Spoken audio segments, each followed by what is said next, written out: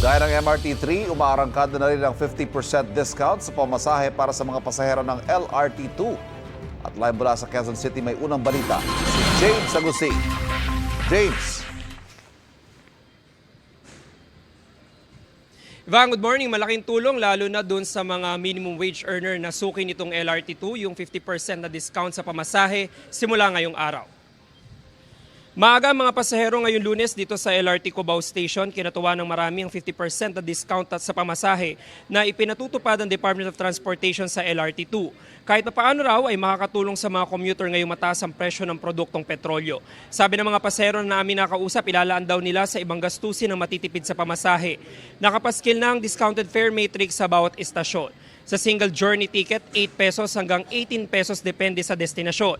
Habang sa stored value card o BIP card ay mula 6 pesos and 50 centavos hanggang 16 pesos and 50 centavos. Automatic na ang discount pagbili ng ticket. Paglilinaw ng LRTA, wala nang dagdag na discount ang mga estudyante, senior citizen at PWD dahil naka 50% off na talaga ang kanilang pamasahe. Sa tala ng LRTA, nasa 210,000 na pasahero ang daily average na sumasakay sa buong linya mula araw ng Lunes hanggang Linggo. Samantala, Ivan, tuloy-tuloy lamang yung dating ng mga pasahero dito sa LRT Cubao Station. Wala pa naman tayo nakikita na pila maging dun sa labas nito estasyon. Pero marami-rami na yung mga pasahero na nakinabang diyan sa 50% na discount sa pamasahe. Yan muna ang latest mula po rito sa Cubao. Ako po si James Agustin para sa GMA Integrated News.